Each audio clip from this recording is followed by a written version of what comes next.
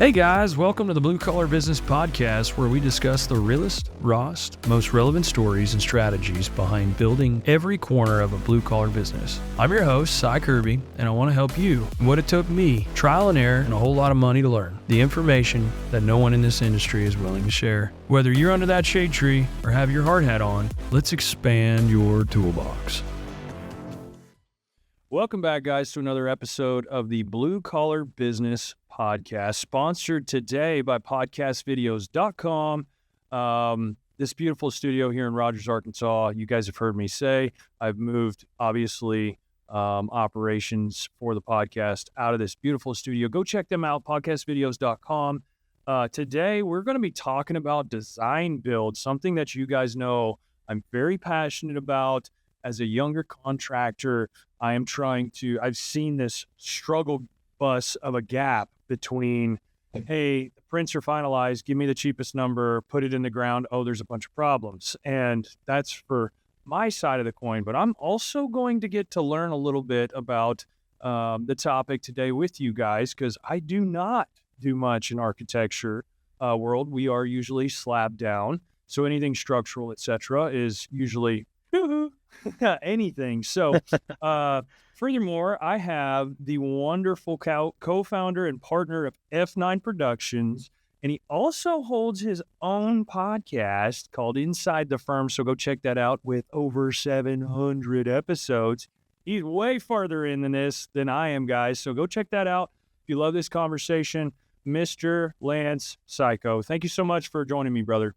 My pleasure, Cy. I just love your guys' logo. I had to reach out to the show and try to get on and chat with you guys. Well, if you guys know somebody like Mr. Lance, that is going to be a wonderful, great conversation for the next 45 minutes that we all can learn from. Make sure you check out bluecollarbusinesspodcast.com. Get on there. There's a contact form submission in the menu link. Drop down, hit that. But if you'd like to be a sponsor here on the show, if you have a product or service for the construction-based minded entrepreneur, holler at us there under that menu tab. But furthermore, let's get into why we're here today. We're going to be talking about some, Mr. Lance is not just an architect. He had construction experience before entering into architecture. I say it all the time. I wish engineers that I dealt with spent 2 years out there in the field minimum and understand that, yeah, you can draw something, but can it effectively be put together in the parameters of site conditions? And we're going to be talking a little bit about technology. I think this man knows a thing or two about technology in the architecture game and how it's shaping construction moving forward. And we're also going to be talking to you guys about how you can effectively and efficiently communicate with an architect. You guys all know they're not usually the most friendly about frequently getting back to you, but also to entrepreneurs, calm down, do your research before asking them silly questions, because a lot of times you should be knowing a lot of the knowledge you're probably pinging them 800 times a week with. So furthermore, Mr. Lance, thank you so much for joining us. And tell us a little bit about yourself, brother. Oh man, I'm about to be 42 in 3 days here. We're recording this on February 6th, 2025. Pretty pumped about it. And heading out to do one of my favorite things with some of my favorite buddies, the two Bills, cameraman Bill, Beetle Bill. We're going to head up to Fort Peck, Montana, and do a lake ice fishing trip for lake trout. Fort Peck is like a phenomenal place for it. Last year was our first trial run up there, and we were mostly prepared.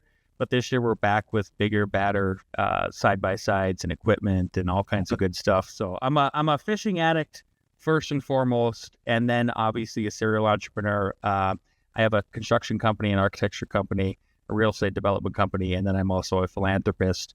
I have a nonprofit, Longmont Community Gardens. Last year I taught at 2 universities. This year I'm only teaching at 1. And people always ask me, how do you get it all done, Lance? Like, how are you doing this? And I go, I'm just very intentional with my time. Like, as an entrepreneur, I think that's one of the biggest things it buys you is freedom to be intentional with your time. So I make sure I have time for everybody. Like, I have a fiance. I make time for her, make time for my daughter, my son, all my friends, like I talked about. And so that's kind of me in a nutshell. Man, you sound like a busy feller, brother. Oh my Lord. I definitely know exactly what you're meaning, as I'm learning that myself, is that the saying of money is a tool to buy time changed my life. But you have to be intentional in valuing your time, and entrepreneurs struggle with that a lot of times. And I have personally as well. And I'm literally in the process of redoing how and recalibrating the calendar and my schedule. And it's those minimal things, minimalistic sounding things, but it's the big things at the end of the day. Yeah. And I think it starts with your morning. And what are you doing each morning? I know one of the biggest, I live by the law of polarity. So there's negative stuff that happens, and then a positive thing has to happen. You can't have, I'm a big believer in God and in faith, try to be as faithful in that kind of a way. I pray every morning, but Amen. it's an actual physical law. So if something bad happens, something good has to happen. You can't have electricity without negative. You have to be a negative. It has to be a positive. And one of the things that a lot of people could have seen it as a negative was like, I became a father at 21, and that was in like year 2 of me going to architecture school. And a lot of people would have said like, oh, you probably got to drop out, and this is now you're how are you going to survive like this with having a child in school? But I took it as a positive. Like the negative part was like, well, I can't like party with my friends anymore. I have to be much more intentional with my time. Like, how am I going to be able to put in the 10,000 hours it takes to become a good architect and a designer in architecture school? And I shifted the way I operated. So all of a sudden I had to become a morning person. And that was the positive part of it. And that's where it all really started. I think a lot of the success in my life has started is I started being that person that would go to bed as early as possible after we put baby Kyler down, and I'd wake up as early as possible, like 4 or 5 a.m. And I would always be that person, and I'd get a couple hours of work in before we'd have to take him to daycare. Then I would be the first one to the architecture studio, and then one of the first ones to leave, though, right at the end too. And so, I saw a lot of there's a badge of honor in architecture school of like pulling these all-nighters. This idea that you're going to stay up all night for multiple days and like be productive, and makes zero sense. So the way that's translated into my professional life is once I started, I carried that through all the way through grad school, graduated at the top of the class as a result. But then when we started the architecture business, it's always been that way. And what I like to think of those hours in the morning where it's me waking up, and I'll tell you about my typical morning where it's kind of evolved to now. Is I like to, I call them the golden hours, like literally and metaphorically, right? Because like literally, as an outdoors person, like that golden hour in the morning is just, it changes your whole life. I mean, especially if you're a hunter or a fisher or anything like that, like it just is, it's totally energetic, in such a positive way. Yeah. So I wake up at usually about 5 a.m., go downstairs, pour myself a glass of electrolyte water, get rehydrated, grind the coffee, get it kind of set in the French press, get the kettle going on the stove, go right down down to my floor. I stretch, I pray the rosary, I finish that.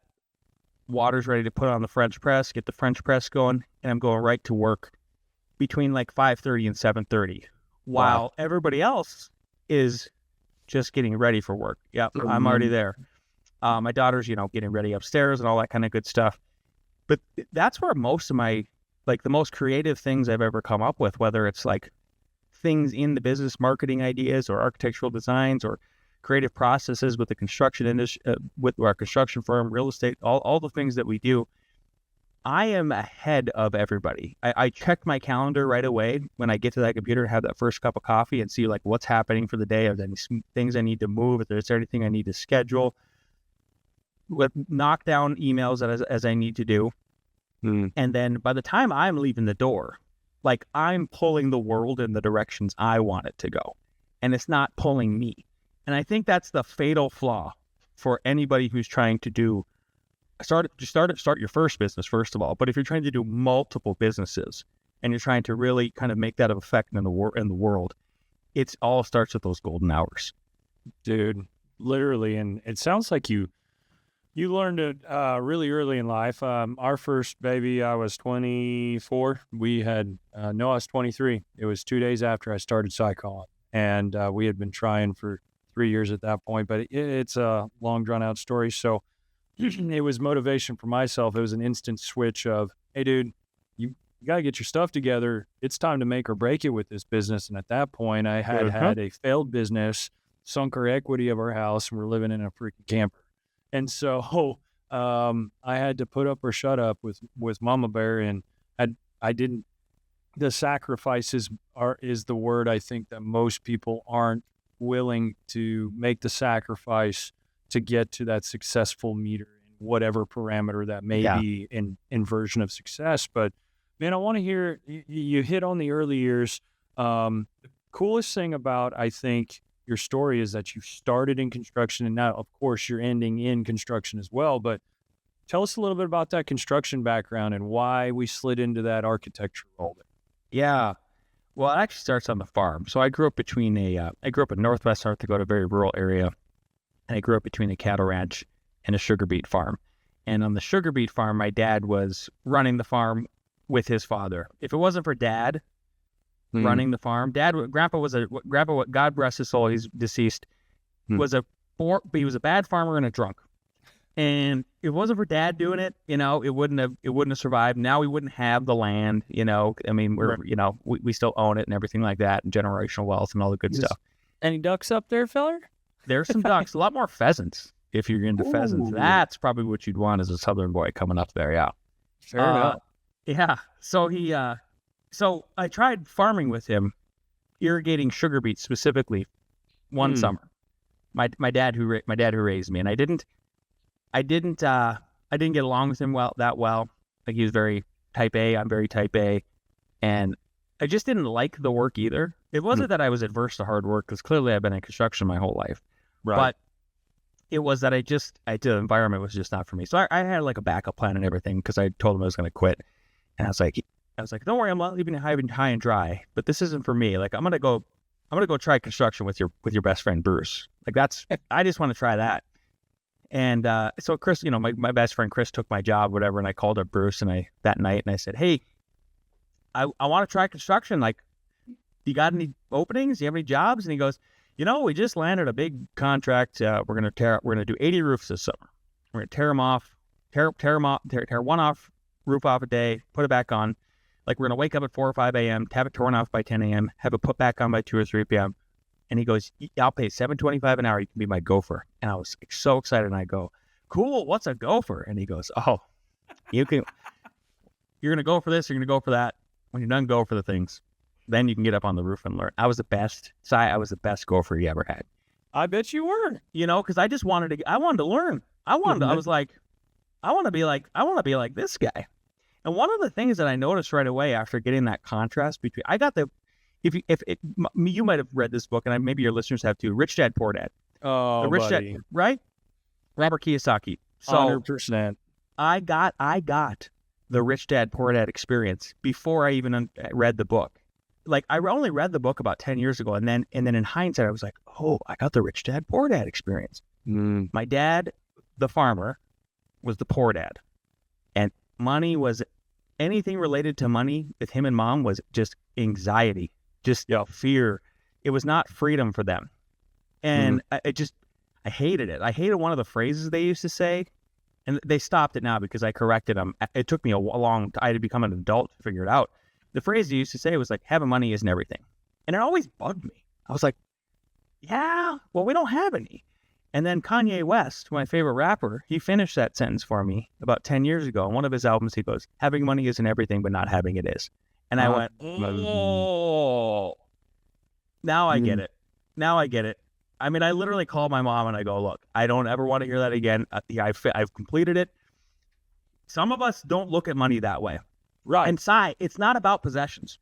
I assure you. Like, it is not about, I drive a 2015 Suburban with 246,000 miles on it.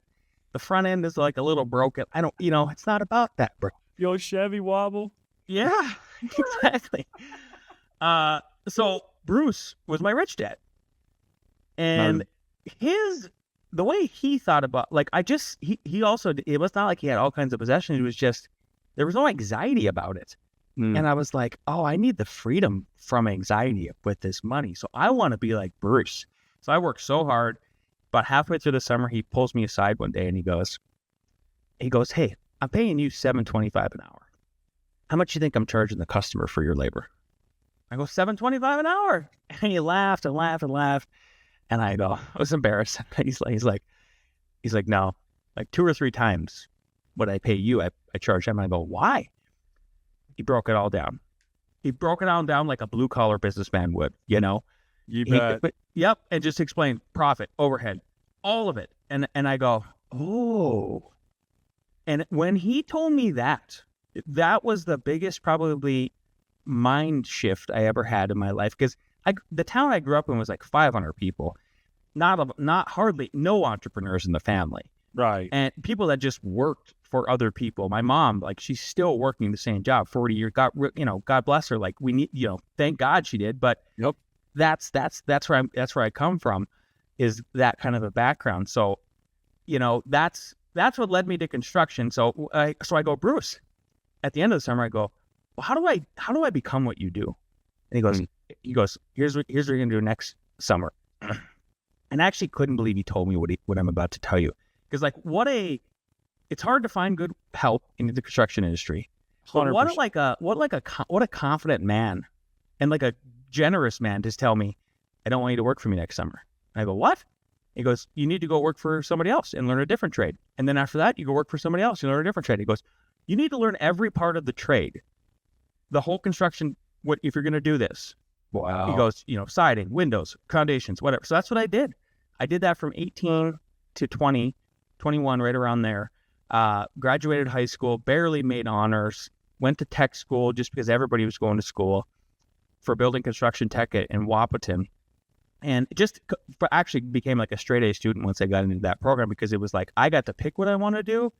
I'm very much it's got to be kind of my decision to be happy sort of thing. And so by the time our capstone project at that 2-year degree was, we had to build a house together, but I got to looking at the blueprints and I was like, well, why did the architect draw it like this? Like, I just want to know if there's like, what's the rationality? It's not that it was a bad design. It was just like, how do they start? I mean, I was just like, I instantly became curious. And then another light bulb went off and I went, oh, if I became an architect, like I figured out how to monetize school. I've got scholarships now. Like, I don't have any responsibilities, like as far as a family or anything. Like, I could keep going to school actually. Right. And if I became an architect first, man, I'd get the clients first. And that, like, what a sales funnel. I mean, it really, like, to get a light bulb like that at 20 is insane. Yeah. Yeah. And so so I applied to North Dakota State, 70 miles north, to the architecture program.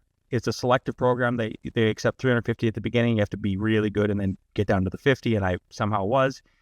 And then accelerated again, top of the class, graduated with the best thesis. And that's kind of what encapsulates where the budding part of my, 2 professional careers and eventually real estate development. So, well, of course it kind of all equals, but you're right. And not 20 years old, 22 years old, thinking about a sales funnel of, oh, I can get to the customer first. And as an excavation and utility guy, 100% live or die by the local engineering firms that either recommend us or, hey, I've heard, what have you heard about them? Oh, well, we've worked with them on several jobs. They're great. Or it can be, well, they're the one to stay away from. And it can be turned around so quickly like that. So you have been basically in architecture for how long now? Yeah. So if I started in architecture school, I went to architecture school from 2003 to 2008, and then have been out practicing since 2008. So about 17 years. Yeah. I had 2 internships. One was in Fargo when I was going to school. And then the other one after I graduated. Then I came down to Boulder, Colorado, got one of the last internships down here before the Great Recession hit. Ooh. And then I got laid off 9 months later. And I'm, again, sort of back to this law of polarity side. I was devastated driving home that day. I was like, I had a newborn child, so I had my second child, Kaya, and I was married to Kyler's mother at the time, and I remember just calling my wife. Like, no man wants to go home. It's awful, right? I mean, whether you're, so just like totally devastating. Was crying, called grandma, just big letdown. And if you're a '90s kid like me, then you were also a big Michael Jordan fan. Oh, and you remember the story about the chip on the shoulder. And you remember about him getting cut from the basketball team that one summer, and then him just using all of that hurt. And like, this is what I love about us as men, is like, we take that hurt and we turn it into fuel, man. Yeah, you do. We put it in our belly. And then God gave us this unlimited amount of masculine energy. And then it's war. And then it's like, well, now it's war. Yeah. And so if anybody looks on like my LinkedIn profile, my preferred pronouns are positive reactionary, because that's what I am. Is like all that negative that I got from those shitty business owners who laid me off, those architects who put all their eggs in one basket. It's like, I'm going to do, thank God. Good. Yeah. I'm glad they taught me all the bad business lessons, because I'm going to do the complete opposite of what they've done. Yep. And now, not only are those guys, that firm imploded about 4 or 5 years ago. Wow. The one remaining partner who's still practicing and has his own, like, we are twice the size, twice the revenue, and now we go head to head with him on projects. My business partner just told me that the other day. He goes like, by the way, we interviewed for this house out in Kansas, cool one, like a shipping container kind of modern thing. And he goes, guess who they mentioned that we're competing against? And he said the name, and I was like, just Providence, dude, just Providence all the time and that kind of stuff. So yeah, that's all. That kind of is where the architecture company has formed from, and then is just and that's why we win, the best customer service in Colorado for an architecture firm over and over and over again, because we just do the opposite of what those guys did. Dude, I'm similar stories, brother, very similar stories, and I learned very quickly from the mistakes that were around me at a very young age. And I literally, to this day, me and my sales team has been up front, like, how do we do this differently? Just how do we do construction from a civil standpoint to these ownership groups? What are they looking for? What are they longing for? Is it Gantt charts? What is it? Is snapshots every single day? Overload them with information, because in the blue collar sector, we think our communications, I will be done by Friday. And these guys on the ownership side, that's of course where you want to be, working directly for the client as a subcontractor, or yourself, you're going to be working directly for the client. You're the first guy that gets brought to the table in a lot of sense. How did we get to here? You know what I mean? No doubt. Construction wise, like the system that I fought for the last 9 years, how did we get to here? And why is nobody trying to change it? Because paying subcontractors in 90 to 120 days because of all these extra new systems and this crazy stuff, like, come on, these guys, we're never going to get new, younger faces working out in the world, is where I was going with that. But staying on the architecture subject, you have over 20 years here, 17 years. How's technology just absolutely rampant change in your world? And if you're the guy, like we're all hearing, that is running opposite, I'm assuming you probably dove hard in that realm. Yep. One of our, so like on our website, f9productions.com, we have these principles, right? So you go to about, and you'll see like F9 principles, and there's 9 of them. And one of them is model it like it's built. So when we first started the architecture firm way back in 2010, we were young, we had no built work, we weren't even licensed. And so we had to be really careful what we could and couldn't do. Like, we had to look at all the regulations. Like, so like state of Colorado, you can do single family homes that are 13,000 square feet or less.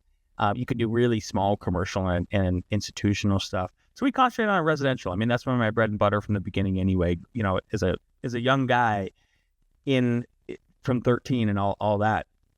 And so one of the ways, though, that we sort of had to catch ourselves up by not having all of that architectural and structural engineering experience, because our internships were so short compared to other architects, while we were then layoff. because of the layoff and everything was I said, well, why aren't we like modeling in the software we're using, which is Revit Architecture, like it's actually going to get built. And my business partner was like, what do you mean? And I go, look, out of the box, when you open up Revit, like if you have a wall type, it has all the layers on it, right? So like it goes all the way from like the siding on the outside to the gypsum on the inside, right? It has like it has the weather barrier, the vapor barrier, the whole insulation, everything, right? And I go, but that's not how it's built. Like it's built in stages. I mean, you start with foundation, it's just like dig a hole. So I constructed how we architected based on all of the construction experience that I had, and that leveled us up. That allowed us to, especially after we were hired and then we produced our first set of construction drawings for a local developer. He was like, everybody's telling me these are the best drawings I've ever seen. And I go, yeah, because it's like we model like, and he goes, I have had hardly any change orders because you guys virtually tested the model. And so that's how we've done it now. So over the past 15 years, we've just continually done that. And the most beautiful thing that it does for our architects, if they haven't had any construction experience, and I do pull them out in the field so they get it at our firm, which is not usual because we had the sister firms. Thank you. Yeah. But what helps them virtually do that stuff is they have to model it like it's built. Like they have to model all the layers, all the structural beams, everything. We take on much more responsibility at F9 to do all of that stuff than most other architects do. Most architects will sub out the structural engineering. We insist on modeling it so that the architecture and the structure and the structural model live together. And then an engineer, then we work with engineers who look it over, do the calcs, we like share the model back and forth and all that kind of good stuff. Right. For us, that's been the biggest thing. I mean, so one of our first design build projects was these tiny houses. We built it, and then we were on HGTV every 2 weeks in 2013. Subaru saw it; they wanted 2 more, and they go, and I use the Revit model as like a working shop drawing. That's because it was like those. Why I'm citing those tiny houses, like they had foldable decks and awnings, and they were like transformers on wheels. And the reason why we got hired to do the Subaru ones is because like they were like, nobody else is doing this, nobody can do it, we can't do it. Can you guys do it? And I go, yeah, because we wore both hats and we actually used the model like that. So for me, that's really what's turned everything around. As a matter of fact, here's one last story about the technology. Please go ahead. Just happened today. So we have these series of homes that we do. They're super modern looking. They got these big planar roofs. They're under our residential tab on the website, and it's like they're called the Eastwatch series. And the latest one we're doing is at 9,600 feet above sea level. It looks at the Continental Divide. It's got a ton of structural steel in this big little low slanting roof up on the mountain. And the contractor is one of my best friends. I'm not building that one, but he's sending the drawings to the steel fabricators, same ones I use, and they can't figure it out. They can't get the dimensions correct, right? Because it's like angled on 2 axes and stuff like that. It's kind of tricky. Okay. Well, we just sent them the shop drawings. Like we ended up producing the shop drawings for that, which is not typical. Like we had I had to like legally do some stuff and say like, Brian, you need to like alleviate us if a beam is wrong length. But like we're the only, like if it wasn't for us actually doing that, the engineer couldn't do it, shop fabricator couldn't do it, GC couldn't do it, F9 could do it because we model it like it's built. So for us, it's just been able to like, really sort of help pull the industry forward, because we're literally seeing like, oh, our designs are too much for these local fabricators. Like we have to pull them forward.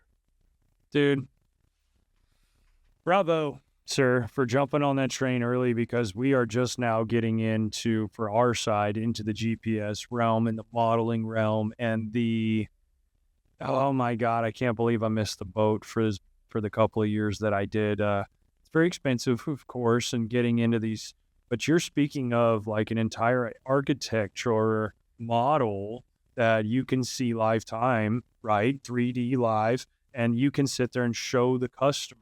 I mean, 10 years ago, that was probably like crazy to look at compared to other architecture companies that are like, oh, here's what we're thinking, so you were like way ahead. And I'm trying to do the same thing within project coordination and how we effectively, just smaller things that I have found within our industry that need some drastic help. So I figured you were a pioneering in the technology sense, but there's so many back and forth between engineers and architects and contractors.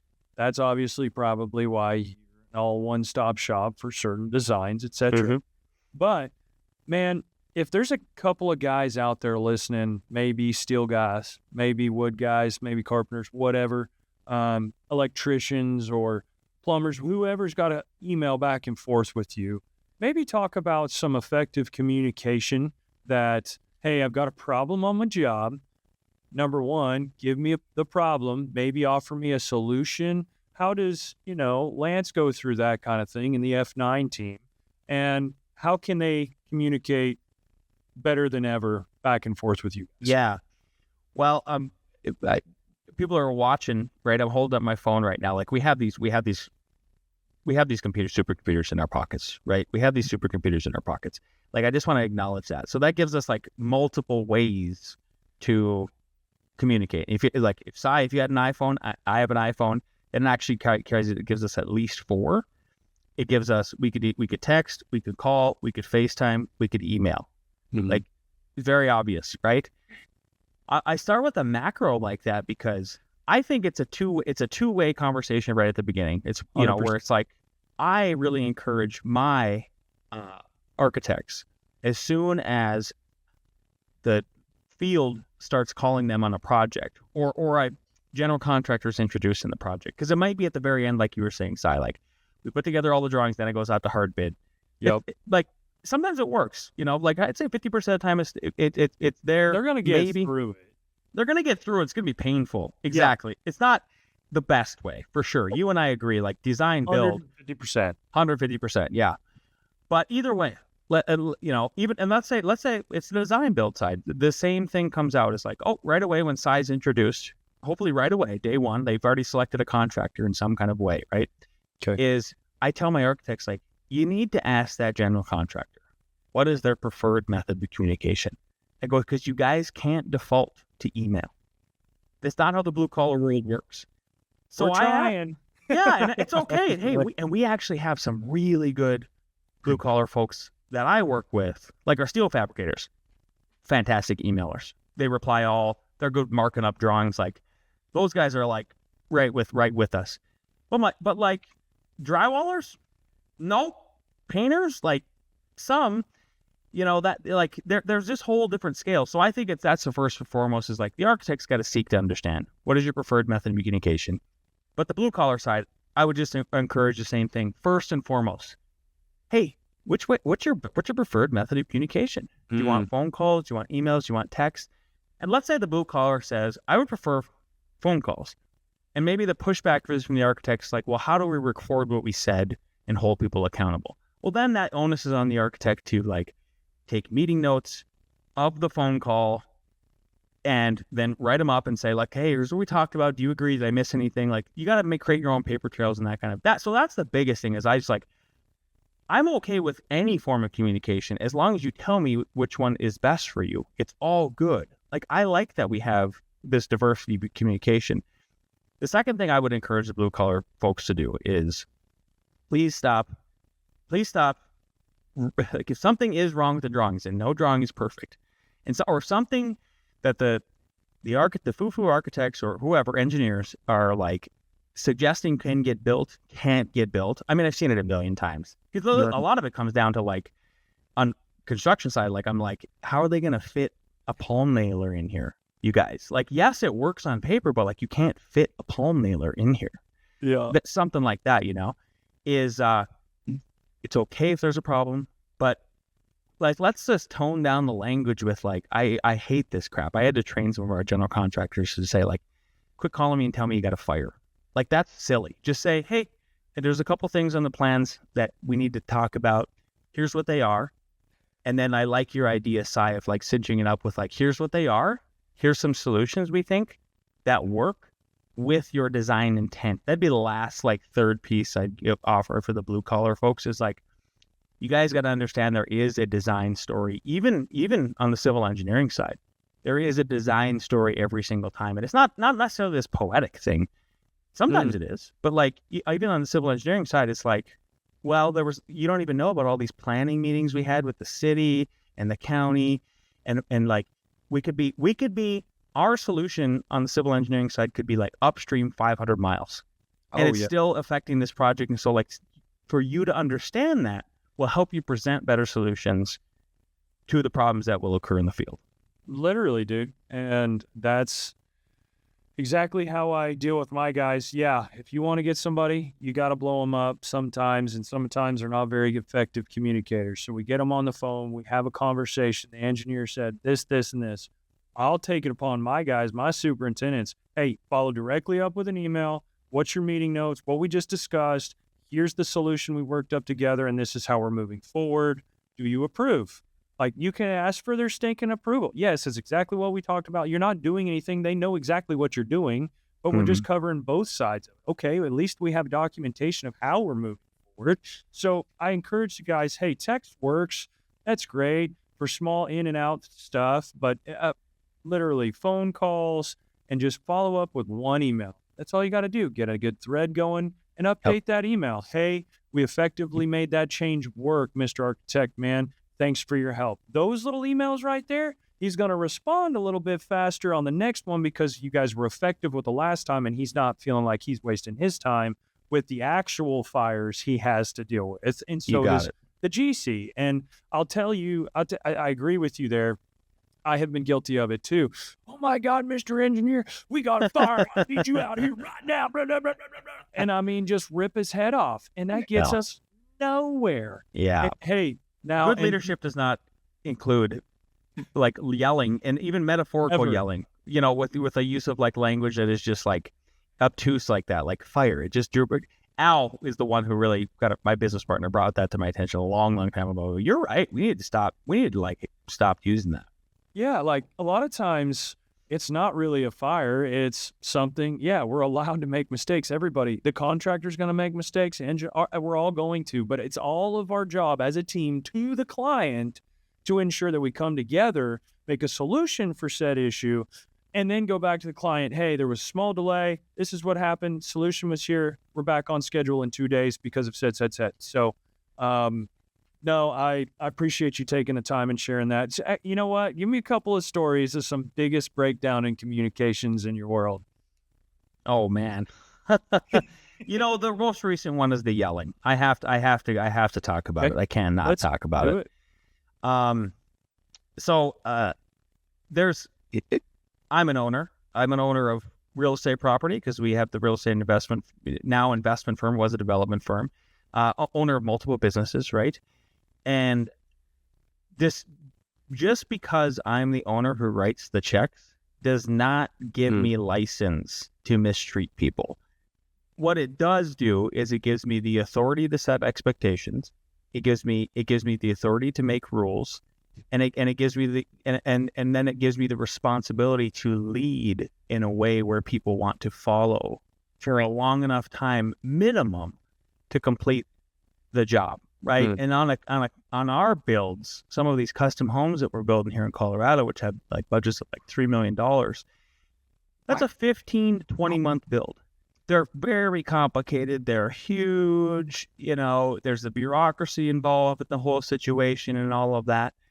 And so I have just experienced this with one of the owners that we're building for. I was just like, that was his take actually was to me that, you know, like, well, I'm the owner. I write the checks. And I really had to, it bugged the heck out of me because I'm like, I know I'm a leader, right? I have 9 architects. I have 5 people on the construction side of things. I'm a teacher. I'm leading. And then if you add the subcontractors in, like, we're talking like actually probably like 100 employees. Like, it's a lot of people, right? So construction already is one of the most dangerous, hardest professions out there. And it's also the least respected, right? Like at this point, like it's for some reason in society, we think everybody needs to go to a 4-year school, get a 5-year master's. And Such a I'm stigma. saying, absolutely, it's trash because like, and I'm saying that as like somebody who literally is a professor, an adjunct professor, and somebody with those degrees, swimming in both worlds though, and going like, hey, there's a big problem here, society. Like we need to start venerating these people that are literally risking their lives to build your building, right?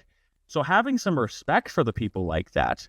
Because what does it accomplish if that's your level of communication with people? If you're a yeller, my dad was a yeller. You know, that's one of the reasons we didn't get along. Is like that's not a good environment to be in, right? I didn't want to be there. Right now I'm here because I didn't want to be there. Well, if you're yelling at the drywaller, who like I hired but not him, if you're yelling at the drywaller, are you losing sight of the fact that we go under warranty after we get the certificate of occupancy and move into your house? And then there's probably going to be a little bit of cracking, a little bit of repairs maybe here and there that need to happen. And is that drywaller going to want to come back and match the art he's done on the wall? Because that's what it is. That's like some of this textured drywall is like literally art. Yeah, these guys are artisans. And so like, you think he's going to want to happily come back into your house? He could tell us to piss off. And now you got to have another drywaller come in there and try to match your drywall. Like, think about it, you know? I'm a huge fan, Cy, of Marcus Aurelius and his book Meditations. If you haven't ever read that, I encourage every man I interact with in this format to go try to read Marcus Aurelius's Meditations. I read it about 4 or 5 years ago. It changed my life. And it's all about stoicism. And it's not stoicism from the standpoint of what I thought it originally was. That's one of my favorite parts about reading books, is like coming to understand what I thought this was is not what it is. What I thought it was stoicism is me and Cy are going to sit here and just look at each other. That's not it. Stoicism is what can I control in my life every day, right? Like, you know, not to get political, but to like touch on it a little bit, is like, yes, we all vote. Yes, it counts sometimes, right? You can get into all of that. And it's like, but beyond that, once they're in office, they're kind of just doing what they want. So my influence on that was very small. But what is the influence more for me as a leader as it relates to that communication styles, right? Is like, well, you already talked about the morning routine. I'm controlling me and myself and my day. Then what's the next thing I can control and influence positively, right? Probably my family, bringing my daughter to school in a positive way, not yelling at her to get ready, setting her off straight in the morning, right? Picking her up happy again at the end of the day. Then it's me walking to the office, hopefully lighting it up with good energy, holly, jolly, getting stuff done. Sometimes we got to get a little stern, but there's no yelling. It's not necessary. Nope. At all. That's kind of where I land lately with communication. Like, I think that's the biggest breakdown I've seen lately is the yelling. Dude, I have to agree with you, sir, because I can't tell you how many hard hats were thrown at me and the yelling, and I don't learn that way. And it was one of the biggest issues that I had. Hell, I had a 3-inch water pump while I was working at a municipality picked up by a large man and thrown across the stinking shop at me. Like, these terrible environments, like, I knew I could do it better. And don't get me wrong, sir, I'm a redhead. I have a temper. But if you talk to any of my guys, they will tell you in those heightened situations, I'm usually calm. Let's get through it. It sucks, but let's get through it together. And then on the other side of it, let's sit down. Let's break this situation down because something went seriously wrong for me to get to this heightened, elevated, anger or upsetness because something happened. Yeah, you're still going to be upset about it. You're still going to be mad about it. But it's your duty in how your output in your delivery. People will never remember what you say, never remember what you do, but they will always remember how you make them feel. And I've moved my leadership team like, hey, I get it. The kid's 19 years old. He ain't got a freaking clue what's going on, but it's your job, Mr. Superintendent, to ensure that he has a good plan, he has a chance to be successful at the day. And when at 10 o'clock, he's standing there on his phone and he's not on the plan you've given him, yes, it's time to get a little bit more stern, understand that this isn't playtime. We've got a job to do and production to hit. And if that's not a wake-up call, then let's go ahead and remove him from the environment, because that's not the environment we need. So a lot of times, yeah, don't get me wrong. I have one time, I will tell you, yelled at an ex-employee where I regretted it, and I had to apologize directly. But literally, the yelling interpersonally in any type of work environment is so non-conducive to any type of success. Like you're talking about, bureaucracy, cities, planning boards, like you ain't getting nowhere. They'll just go, whoop, bottom of the inbox. Bottom of the pile. You nailed it. And then it's your customer that's fixing to be really yelling at you because they can't get their freaking project started. Yep. So, man, I've got one more thing for you, brother. What's a takeaway for the blue collar man or woman that's sitting on this side of the table who's just mentally, you've hit some really good points already, but mentally, physically, just emotionally, just stuck. They're just stuck in the mud, and they don't know the first thing about putting their first step forward, and they're just doing the thing over and over again, like we referenced earlier. Yeah. Well, I talked about being a man of faith a little bit before, throughout this podcast, and I think it took me about 40 years to just really go, yeah, I just got to keep the faith. Like, it's all providential. It's so providential. And I know some people don't like the idea that like of predetermined destiny. So like, okay, well then can we think about it a little bit different way? Can we think about it sort of like a tree that, where you start at the trunk, but then like there's all these different paths you can take as you move up the tree, right? So, so like God is infinitely more smart than any of us. He's God. So he sort of has all of this planned out, but then at the same time, he gave us freedom of association, right? So that's like the closest thing I can kind of like make as far as an analogy goes with it. But you're never going to get to those other paths until you start. People ask me all the time, gosh, Lance, I just look up to you. Like you have all these businesses and you seem successful. And like, when is the best time to start a business? And I go, in a Great Recession or a Great Depression. Oh yeah. And they go, what? And I go, you will never be hungrier. You will never be more creative. I go, no diamond was created without intense heat and pressure as a piece of coal. So, and then I go, the third best time is now. Like, you just got to do it. If I can do it with no clients, no built work, unlicensed even, and carefully having to navigate through how we could still do design work without calling ourselves architects and survive until we got licensed finally, after being there, you guys can do it too. And right now is a really great environment. I mean, I am so excited as an entrepreneur seeing what's going, hopefully with deregulation and less taxation and more openness and just a general optimism. Finally, like an optimism. Yeah. So like I said, best time, Great Depression, second best time, Great Recession, third best time, right now. Yeah, man, Mr. Lance, I can't tell you, I really appreciate your time. If you guys have loved this episode right here, you can check them all out on bluecollarbusinesspodcast.com. You can watch and listen directly from the website. But if you have your podcast subscription, Spotify, iHeart, Amazon, Apple, you can check us out there. Make sure and drop a follow and a rating once you're done with an episode. I would greatly appreciate that.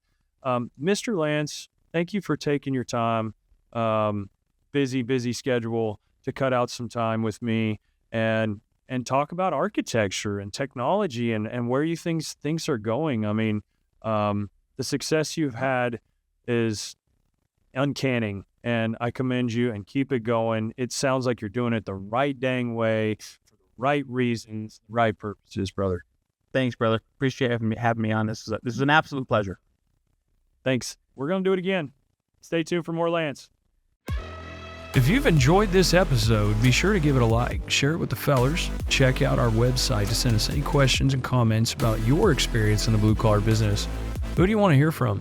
Send them our way, and we'll do our best to answer any questions you may have. Till next time, guys.